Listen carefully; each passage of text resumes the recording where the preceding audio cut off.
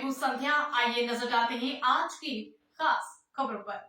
Love जिहाद मामले को लेकर आज सनातन संघ के चेयरमैन उपदेश राणा आज दमोह पहुंचे, जहां पर समस्त हिंदुवादी संगठनों के पदाधिकारियों ने उनका स्वागत किया। इसके पश्चात सनातन संघ के चेयरमैन उपदेश राणा ने सभा को संबोधित किया। दरअसल जिले के हटा थाना क्षेत्र में रहने वाली 22 वर्षीय हिंदू युवती को 3 दिन पहले भोपाल से पुलिस ने बरामद कर लिया है। माता पिता का आरोप है कि आरोपी मुबारक खान उम्र 42 साल निवासी कोटा तला गांव ने धारदार हथियार के बल पर युवती को घर से बीते महीने 15 से 16 तारीख को भगा ले गया था, जिसके बाद दोनों ने एक दूसरे के साथ एक अनुबंध के तहत लिव इन रिलेशनशिप में रहने लगे।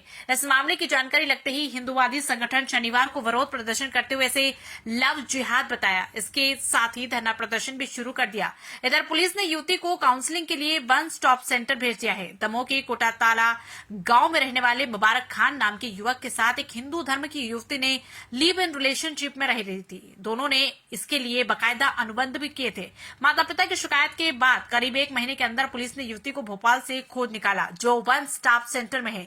इस बात की भनक जैसे ही हिंदू संगठन के युवाओं को लगी, उन्होंने इसे लव जिहाद बताते हुए विरोध प्रदर्शन शुरू कर दिया। इसी बीच सनातन संघ के अध्यक्ष उपदेश राणा भी दमोह पहुंच गए और उन्होंने अस्पताल चौराहे पर एक सभा को संबोधित किया। इस दौरान उन्होंने कहा कि सनातन धर्म की बेटियों के साथ लव जिहाद की घटना लगातार बढ़ रही है, जिनको रोका जाना चाहिए। उन्होंने ये भी कहा कि हिंदू परिवारों को अपने बच्चों को भी संस्कार देना चाहिए। हर तरह की जवाबदारी पुलिस और प्रशासन की नहीं होती।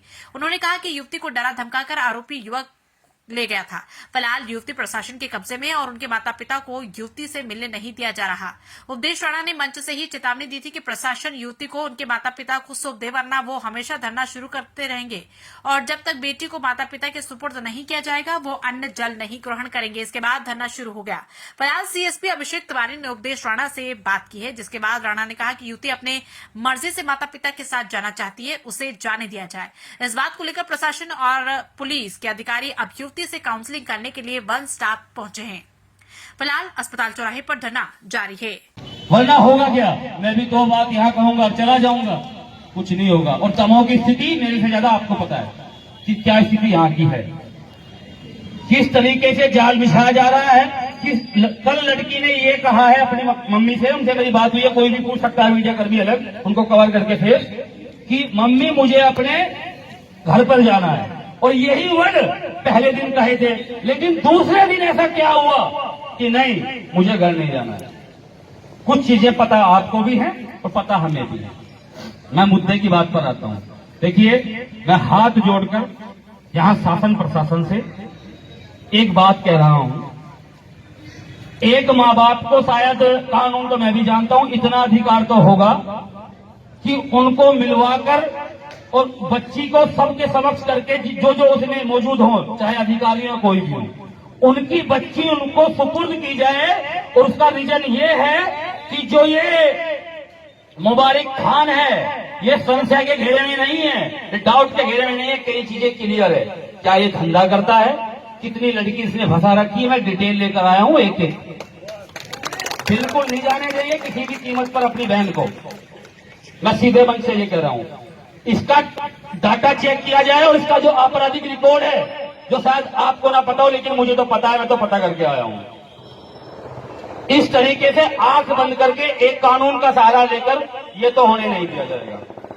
मेरी जो इच्छा है, मैं आप सभी के समझ कह रहा हूं। उसके बाद यहां पर बजरंग दल के साथी भी खड़े हैं, हिंदू जागरण मंच के भी खड़े हैं, सभी हिंदू खड़े हैं।